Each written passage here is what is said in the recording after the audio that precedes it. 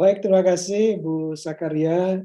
Yang saya hormati Bapak Rizal Tirta, Ketua Umum Perhimpunan Eropa untuk Indonesia Maju Perinma, juga yang saya hormati tentu Ibu Sakaria Wilgos, Wakil Ketua Umum Perinma yang bertindak sebagai moderator pada webinar kita sore hari ini. Yang saya hormati dan banggakan Pak Husni Suwandi, Kepala Departemen Lingkungan Hidup dan Energi Baru Terbarukan Perinma, yang saya hormati Ibu Ime Oktiara, konsultan lingkungan independen, serta Bapak dan Ibu peserta webinar yang saya banggakan. Assalamualaikum warahmatullahi wabarakatuh. Selamat sore waktu Jerman dan selamat malam waktu Indonesia. Salam sejahtera untuk kita semua. Om Swastiastu, salam kebajikan, namo buddhaya. Pertama-tama tentu marilah kita memanjatkan puji dan syukur kehadirat Allah Subhanahu wa taala, Tuhan yang Maha Esa, karena atas rahmat dan karunia-Nya pada hari ini kita dapat bertemu secara daring dalam keadaan sehat walafiat. Saya menyampaikan terima kasih Pak Ketua Umum atas undangan ini, dan saya betul-betul sangat senang dapat bergabung pada webinar ini, bukan hanya karena topiknya, tetapi juga seperti yang disampaikan oleh Pak Rizal Tirta sendiri, bahwa saya dapat bertemu dengan para pengurus dan anggota Perinma dari berbagai negara di Eropa dan juga di Indonesia, namun juga dapat bergabung dengan orang-orang hebat, para champion pelestarian lingkungan. Atas nama Konsulat Jenderal Republik Indonesia di Frankfurt, saya juga menyampaikan apresiasi kepada Perinma atas inisiatif penyelenggaraan webinar hari ini dalam rangka menyambut Hari Lingkungan Hidup Sedunia tanggal 5 Juni 2023 yang akan datang. Topik yang kita bahas pada webinar ini yaitu pembangunan Indonesia dengan semangat pelestarian lingkungan, tentu merupakan isu yang sangat relevan pada saat ini. Kita memahami bahwa akselerasi peningkatan kapasitas ekonomi Indonesia dengan nilai tambah yang tinggi melalui program hilirisasi, baik di sektor manufaktur maupun pertanian, merupakan agenda prioritas pembangunan pemerintah Indonesia saat ini. Di sisi lain, sesuai dengan perkembangannya, aspek pelestarian lingkungan hidup mau tidak mau harus berjalan beriringan dengan agenda pembangunan di sektor ekonomi.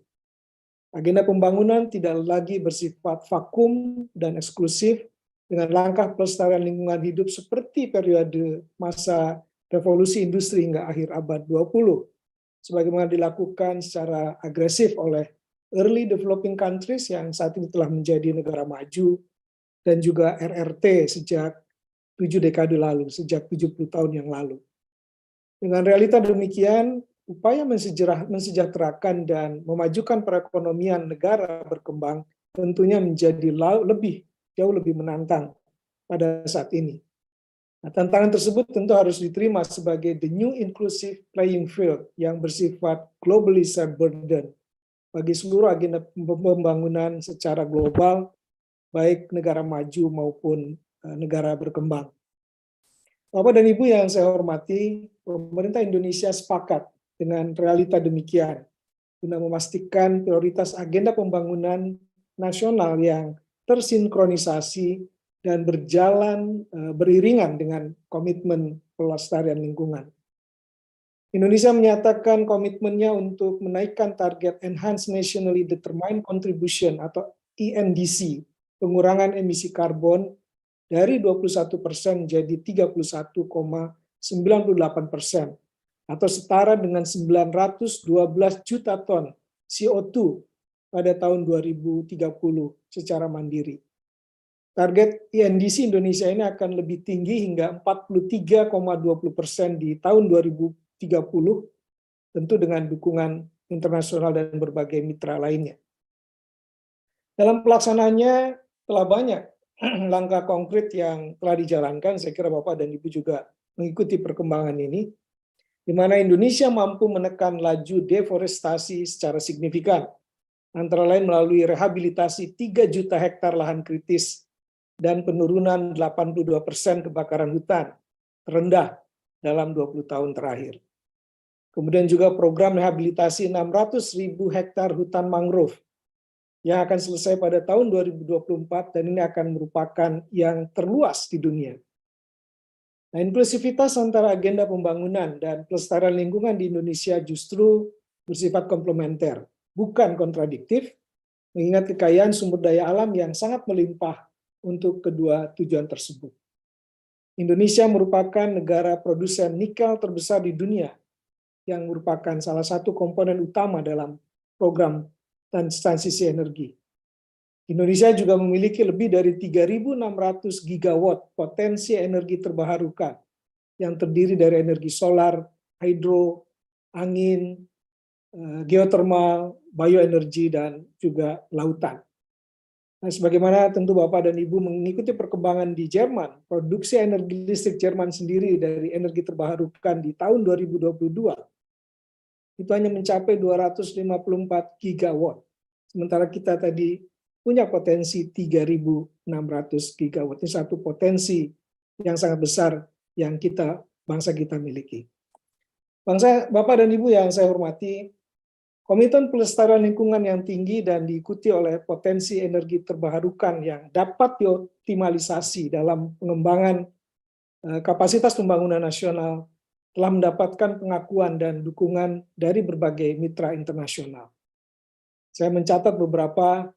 Indonesia dan Jerman memiliki kerjasama Green Infrastructure Initiative senilai 2,5 miliar euro untuk periode 2021 sampai dengan 2026.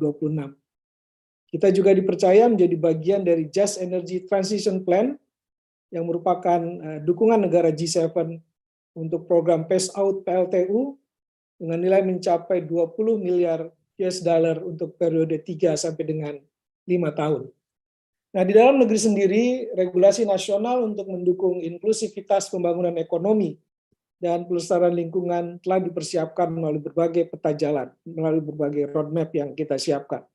Sebagai contoh, Peraturan Menteri Lingkungan Hidup dan Kehutanan Nomor 75 Tahun 2019 tentang roadmap pengurangan sampah oleh produsen periode 2020-2030, dan Peraturan Menteri Perindustrian Nomor 27 Tahun 2020 tentang roadmap kendaraan listrik tenaga baterai periode 2021-2030. Nah, kedua contoh peraturan tadi menunjukkan bahwa komitmen pelestarian lingkungan hidup Indonesia harus sejalan dengan target pembangunan nasional.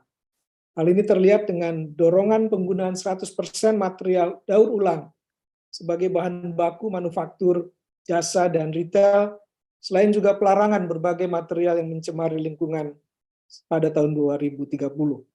Selain itu, juga transisi mobilitas harus diikuti pengembangan ekosistem terkait di Indonesia melalui hilirisasi industri baterai dan kewajiban pemenuhan lokal konten hingga minimum 80% pada tahun 2030. Bapak dan Ibu sekalian, mengingat sifatnya yang merupakan share burden oleh semua pihak, maka kolaborasi optimal dari multi-stakeholder tentunya sangat penting. Indonesia tidak dapat berjalan sendiri memenuhi komitmen pelestarian lingkungan hidup tanpa dukungan dari pihak lain. Perlu kerjasama yang saling mengisi untuk mengimplementasikan komitmen pelestarian lingkungan hidup, seraya kita memastikan pencapaian target pembangunan ekonomi nasional. Secara khusus, tema Making Indonesia 4.0 pada partisipasi Indonesia sebagai partner country Hannover Messe 2023 memuat sustainability and energy transition sebagai salah satu komponen utamanya.